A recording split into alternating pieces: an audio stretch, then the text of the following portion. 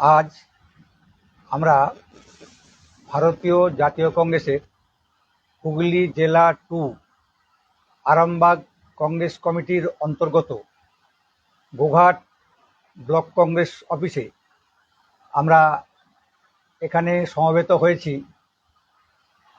আপনারা নিশ্চয়ই জানেন যে এবছর যে নিট পরীক্ষা হলো, সেই নিট পরীক্ষার দুবার ধরে করতে হয়েছে।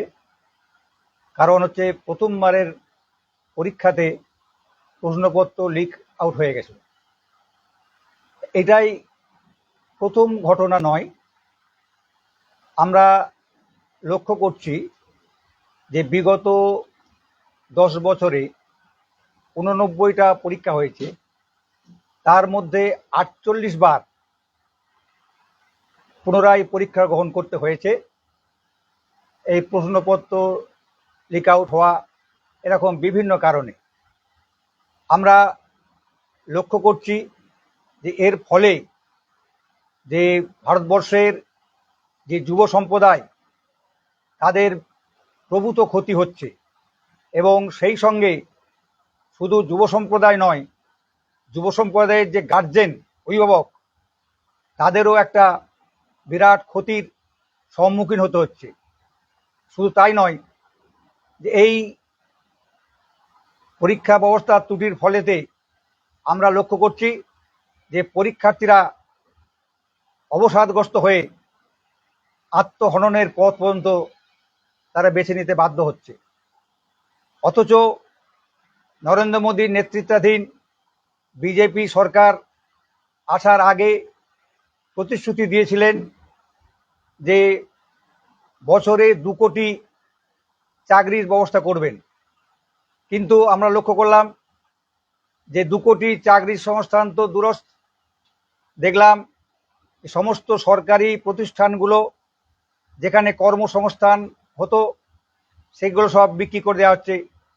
যেমন ব্যাংক, এলআইসি, শিক্ষা, স্বাস্থ্য, সমস্ত কিছু বেসরকারিকরণ হয়ে যাচ্ছে, যার ফলে চাকরির বাজারটা সংকুচিত হয়ে যাচ্ছে। আজকে আমরা দেখতে পাচ্ছি যে ডাক্তার, ইঞ্জিনিয়ার, এরা সবাই ডাক্তারি পরীক্ষা পাশ করে, ইঞ্জিনিয়ারিং পরীক্ষা পাশ করে তারা বেকারত্ব জ্বালায় ভুগছেন। আর এমনি সাধারণ কলা বিভাগ বা বিজ্ঞান বিভাগের বা বাণিজ্য বিভাগের তো কর্মসংস্থান নেই। আজকে আমরা দেখছি যে স্কুলগুলোতে উপযুক্ত পরিকাঠামো নেই, উপযুক্ত শিক্ষক নেই, স্বাস্থ্যক্ষেত্রে উপযুক্ত বা পর্যাপ্ত ডাক্তার, নার্সের সংস্থান নেই।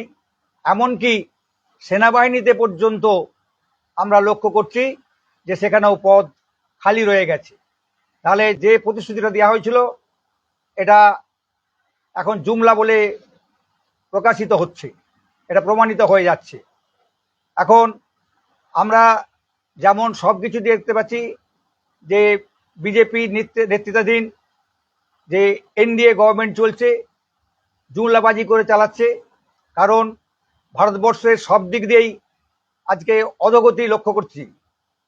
আজকে আন্তর্জাতিক ক্ষেত্রে ভারতবর্ষ প্রায় একঘরে হয়ে গেছে। আমাদের যে নরেন্দ্র মোদী নিজেকে 56 ইঞ্চি ছাতি বলে গর্ব করতেন, অথচ আমরা দেখতে পাচ্ছি যে উনি তার শাসনকালে একটা প্রেস কনফারেন্স করতে উনি সম্মুখীন হচ্ছেন না। সমস্ত কিছু ঢাক ঢাক গুড় গুড় করে চলছে। আজকে আমরা দেখছি যে ইলেকট্রাল বন্ডের যে দুর্নীতি হচ্ছে, সেটা কোনো প্রকাশিত হচ্ছে না। পিএম কেয়ারসের কোনো তদন্ত হচ্ছে না। এরকম সংবাদপত্রের যে স্বাধীনতার সূচক, সেখানে 157 নম্বরে আমাদের দেশ নেমে গেছে।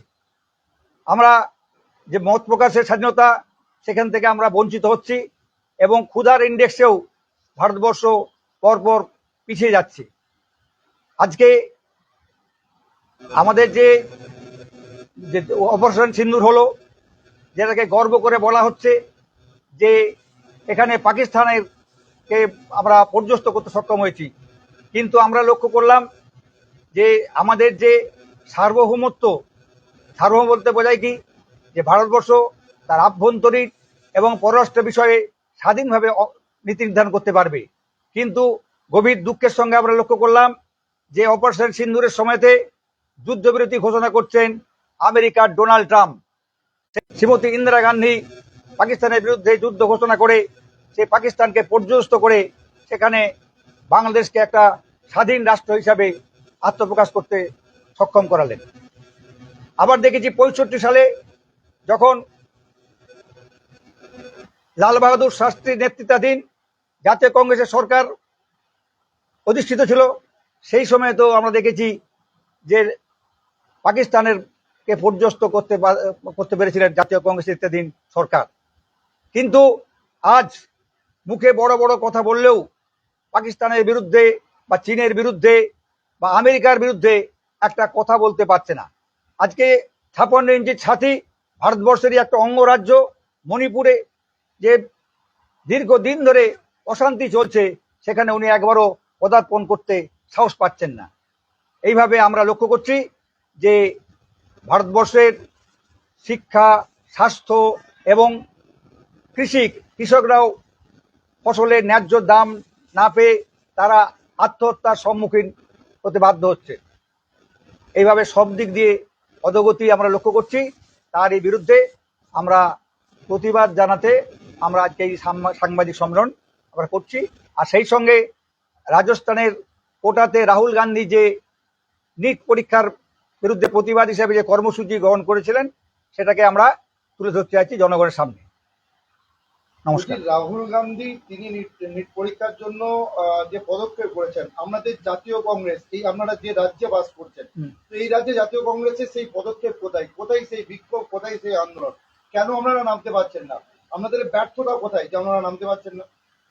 এই সদ্য সমাপ্ত যে নির্বাচন হলো, এই নির্বাচনের যে কর্মব্যস্ততা ছিল, সেই কর্মব্যস্ততা ছড়িয়ে এখনই আমাদের পক্ষে হয়তো আন্দোলন করা সম্ভব হচ্ছে না, কিন্তু আগামী দিনে আমরা এই আন্দোলনটা ছড়িয়ে দিতে পারবো বলে আমরা আশা করছি। বিগত দিনের রাজ্য সরকার তারা তো বলেছিল যে কংগ্রেস সাইন বোর্ডে পরিণত হয়েছে, সেই কারণে কি আমরা নামতে পারছেন না?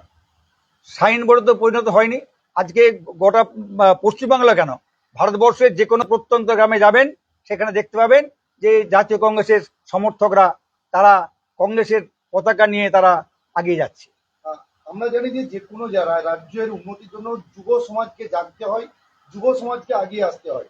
এখনো দেখা যায় কংগ্রেস মানে প্রায় সেই সিপিএম এর ধাঁচের পাকা চুলের মাথা চলে এসেছে, যেখানে যুব সমাজ নেই, যুব শক্তি এগিয়ে আসছে না প্রতিরোধ করার জন্য। যুব সমাজ ধীরে ধীরে আমাদের কাছে আসছে। আপনারা নিশ্চয়ই জানেন যে আমাদের যে রাজনীতির যে ধারা ছিল জোট রাজনীতি, সেই জোট রাজনীতি থেকে আমরা বেরিয়ে আসতে সক্ষম হয়েছি।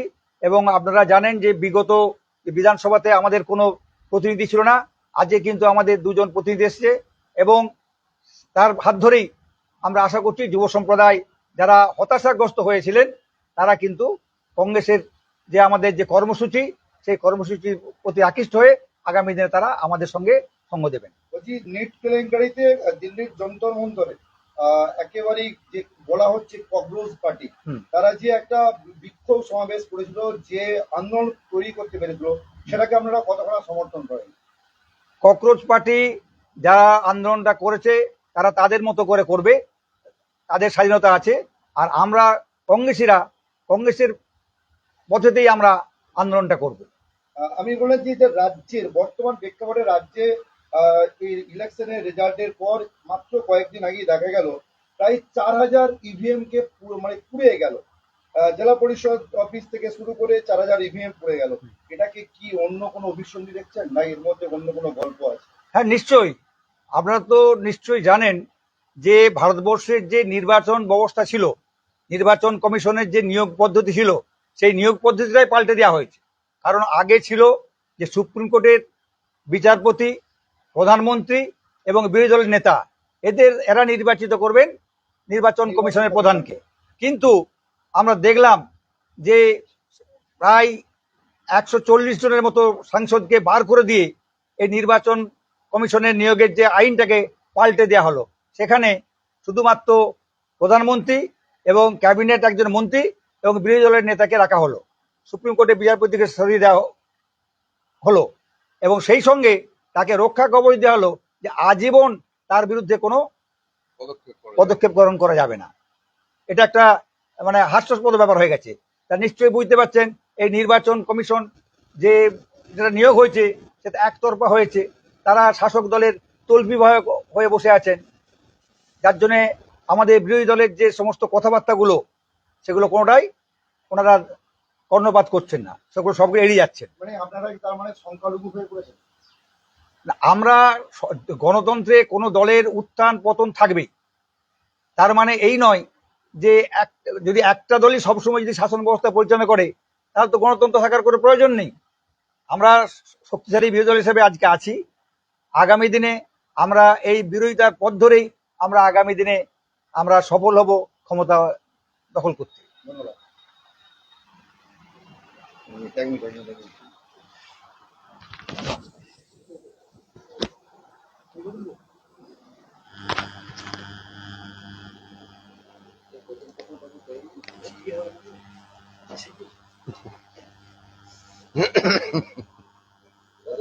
রাজ্যে হকার উচ্ছেদ হচ্ছে, এই নিয়ে কংগ্রেসের উপস্থিতি কোথায়? না, কংগ্রেসের একটা আন্দোলন হয়েছে, তবে সেটা জনমানসে সেভাবে প্রভাব ফেলেনি, যেটা সাধারণ মানুষও বলছে। এটা সত্যি কথা, অস্বীকার করে লাভ নেই। তবে এটা একটা কি বলবো, এত লক্ষ লক্ষ হকার আজকে কর্মহীন হয়ে গেল। যারা রুটি রুজি করে খাচ্ছিল, তাদের সংসার প্রতিপালন করছিল, ছেলেদের লেখাপড়া করাচ্ছিল, আজকে তারা পুরো একবারে পথে বসে গেছে। এইটার পুনর্বাসন ছাড়া এত বড় একটা মানে বৃহৎ একটা যে কি বলবো ধ্বংস করে দেয়া, এইটা আমরা প্রতিবাদ জানাচ্ছি, তীব্র প্রতিবাদ জানাচ্ছি যে একটা পুনর্বাসন চাই। নাহলে হাজার হাজার, শুধু সারা পশ্চিমবঙ্গ কেন, যেখানে হচ্ছে হকার বলছে যে রেলের জমিতে হকার থাকবে না, অথচ আপনারা দেখুন প্ল্যাটফর্মের উপরে কি করে বিজনেস হচ্ছে, কারা করাচ্ছে, তাহলে রেল তাদের কাছ থেকে টাকা নিচ্ছে, নিয়ে করছে। সেইটা কেন বন্ধ হয় না? যদি সাধারণ মানুষের প্ল্যাটফর্মের স্বচ্ছভাবে যাতায়াতের জন্য ব্যবস্থা যদি হয়ে থাকে, তাহলে প্ল্যাটফর্মের উপরে কেন বিজনেস হচ্ছে? সেটা তো রেল নিশ্চয়ই টাকা নিচ্ছে, নিয়ে তাদেরকে বসাচ্ছে। এটারও আমরা প্রতিবাদ জানাচ্ছি। যদি সকলের ক্ষেত্রে একই নিয়ম হয়, তাহলে রেলের ক্ষেত্রে এই নিয়মটাও তো প্রযোজ্য, যে রেলের প্ল্যাটফর্মে তাহলে কোনো বিজনেস হবে না। যেমন আজ রাস্তা হচ্ছে, রাস্তার পাশে ফুটপাতে বিজনেস হচ্ছে না, চলবে না। এটার মানেটা কি? তুলতে পারছে না। আজকে 20-25 বছর ধরে এক একজন বিজনেস করছে সেখানে, তাদের সংসার প্রতিপালন হচ্ছে, সব ঠিক আছে। পুনর্বাসন দিতে হবে, পুনর্বাসনের প্রতিশ্রুতি অন্তত দেওয়া হোক। অনেক প্রতিশ্রুতি তো দিয়েছেন ইলেকশনের আগে, একটা প্রতিশ্রুতি 2 টাকা ইউনিট বিদ্যুৎ, এখন বলছেন স্মার্ট মিটার, 13 মাসের বিল দিতে হবে। সাধারণ মানুষ কোথায় যাবে? কোথায় যাবে? চাপিয়ে দেয়া হচ্ছে জোর করে। এগুলো বরদাস্ত করা যায় না। কংগ্রেস লড়ছে। হ্যাঁ, একটা সময় ছিল আমরা তো বিরোধী শূন্য, মানে আমরা পশ্চিমবঙ্গে শূন্য হয়ে গেছিলাম, কিন্তু বর্তমানে সে পজিশনটা আমাদের তো নেই। আমরা খাতা খুলেছি, মানে খুব বুক ফুলিয়ে বলার মতো নয় যদিও, কিন্তু তবু হ্যাঁ, একদম একদম সেটা আমরা পেরেছি। আমাদের নেতৃত্ব, উপর নেতৃত্ব সেটাতে অনেকটা আমরাও চেষ্টা করছি আগামী দিনে। এখনই আমরা এই ইলেকশনের পরে এখন অনেক গ্রামে গঞ্জে এখন অনেক লোক আসছেন যে আমাদের এতে আমি অপরাধী হলে তার বিচার হোক, আদালতে নিয়ে যাওয়া হোক, তাকে রাস্তার মাঝে হেনস্থা, চুরি করেছে যাই হোক প্রমাণ হয়নি বা আগামী দিনে হোক, দুর্নীতি যদি করে থাকে, দুর্নীতি যদি হয়ে থাকে, তার বিচার ব্যবস্থাটা কিন্তু আদালতের মাধ্যমেই হোক। আমরা পূর্বের বক্তা বললেন গণতন্ত্রের কথা, আমরা তো গণতন্ত্র বলতে বুঝি for the people, by the people, of the people. সেখান থেকে দাঁড়িয়ে কি বলবেন? না, আমাদের কংগ্রেসের নীতি আদর্শ যেটা, বুঝলেন, সেটা হচ্ছে হ্যাঁ, অন্যান্য যে স্টেট বলুন বলুন, সারা পশ্চিমবঙ্গে আমাদের কংগ্রেসের সেই একই ধারা আছে। আমাদের একটু পরিবর্তন আগামী দিনে হয়তো হবে, যে যে রেসটা চলে গেছে ইলেকশনের মাধ্যম দিয়ে, অনেকেই এটা বর্তমান রেজাল্ট দেখে একটু হতাশ। আমরাও হতাশ হয়েছি পশ্চিমবঙ্গের বর্তমান রেজাল্ট দেখে, যে আমরা ঠিক সেইভাবে রেজাল্টটা তৈরি করতে পারিনি। কংগ্রেস, এটা আমাদের ব্যর্থতা। আমরা সাধারণ মানুষের কাছে যেতে পারিনি, বা তারা আমাদেরকে প্রত্যাখ্যান করেছে। এইটা যেতে পারেননি না, শীর্ষ নেতৃত্বের মুখের অভাব। হ্যাঁ, সেটা তো কারণ না। পশ্চিমবঙ্গে কংগ্রেস বলতে অধীর চৌধুরী, আব্দুল মান্নান, প্রদীপ বাবু এদেরকে বোঝানো হতো, তো তাদেরকে তো এই মুহূর্তে সেভাবে পাওয়া না না, যাচ্ছে না। কথাটা খুবই সত্যি কথা, যে যে যার জায়গায় ওনারা ইলেকশন লড়েছেন। মান্নানবাবু এবছর লড়েননি, কিন্তু অধীরবাবু লড়েছেন। কিন্তু সেভাবে বলতে গেলে আমাদের অনেকটাই হয়েছে। যেমন রাহুলজি এসছিলেন আমাদের প্রচারে, এসছেন, অনেকেই এসছেন। তবে আমরা এই মুহূর্তে আমি যে 100% সেটা আমরা কিন্তু পাইনি, এটা সত্যি কথা। অবশ্যই দেখা গেল দীপা দাসবংশীকে আবার পদে ফেরানো হলো, এটা ফেরানো হলো, সেটা আনুষ্ঠানিকভাবে এখনো কিন্তু এখনো হয়নি, কিন্তু হয়নি। আমরা এটা ভাবে একটা অন্যভাবে পাচ্ছি খবরটা, কিন্তু আনুষ্ঠানিকভাবে যতক্ষণ না হচ্ছে আমরা এটার তো ফাইনাল কিছু বলতে পারবো না। আমাদের আমাদের রাজ্যে কংগ্রেসের অবস্থান আছে। কংগ্রেসের অবস্থান আগের থেকে অনেকটাই ভালো, মানে আমরা শূন্য থেকে যেটা করেছি। একটা জিনিস দেখা গেছে যে এখানে সিপিএম এর সাথে আমরা ভোট ছেড়েছি, হুম। কিন্তু দিল্লিতে জোট আছে। এই অবস্থান নিয়ে বাংলার কংগ্রেসের অবস্থান নিয়ে কিন্তু সেইটা নিয়ে আমাদেরও দ্বন্দ্ব রয়েছে। সত্যি কথা বলতে কি, সারা ভারতবর্ষের এক, সর্বভারতীয় ক্ষেত্রে জোটের ক্ষেত্রটা এক। যেমন ধরুন এনডিএ, যেটা ইন্ডিয়া জোটের যে ক্ষেত্রটা, সেটা কিন্তু সারা পশ্চিমবঙ্গে কিন্তু সব জায়গায় খাটে না। যেমন আমি বলবো যে আমাদের এখানে সিপিএম এর সঙ্গে জোট হলেও সাধারণ মানুষ, আমরা যারা কর্মী ছিলাম, তারা কিন্তু অনেকটা দ্বিধাগ্রস্ত ছিল যে সিপিএম এর সঙ্গে আমরা যাবো না। 34 বছর ধরে হ্যাঁ, যাদের বিরুদ্ধে লড়াই বিরোধী দল। করে গেলেন, হ্যাঁ তাদের বিরুদ্ধে একের পর এক বিস্ফোরক মন্তব্য করলেন, হ্যাঁ, আর তাদের সাথেই আবার আর এখানে এটা দোস্তি জোট করছে। জোট এটা আমরা কখনোই মেনে নিইনি, কখনো মেনে নিইনি, আর আগামী দিনেও সেটা হবে না, হবে না এটা। মানে কংগ্রেসকে, জাতীয় কংগ্রেসকে কি পশ্চিমবঙ্গের বুকে আবার আগের পর্বে পাওয়া যাবে? আন্দোলন, মিটিং, মিছিল সবেতেই আমরা আশাবাদী, অনেকেই আসছেন। আগামী দিনের অনেক কিছুই পরিবর্তন, দিল্লি থেকে যোগাযোগটা অনেকটা বেশি হয়ে গেছে এখন। মানে আগামী লক্ষ্যটা হচ্ছে আগামী 29, সেই লক্ষ্যে কিন্তু কংগ্রেস এগিয়ে যাচ্ছে।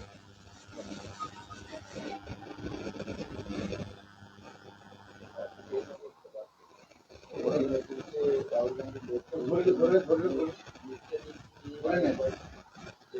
নিট যেমন এক ফেল করছে পেপার, শুধু একবার তো নিট নয়, বারংবার নিট নিয়ে ফেল হয়েছে পেপার, সেটাই নিয়ে শুধু তো নিট ছাড়াও তো অনেক কিছু আছে। হ্যাঁ, সমস্ত পরীক্ষায় তুমি লিখো। সমস্ত কিছু বললো না করেছে। আমি ঠিকই আছে। আমি বাইট দেবো। আচ্ছা ইয়েস অনেকটা তারা লাগে না? আছে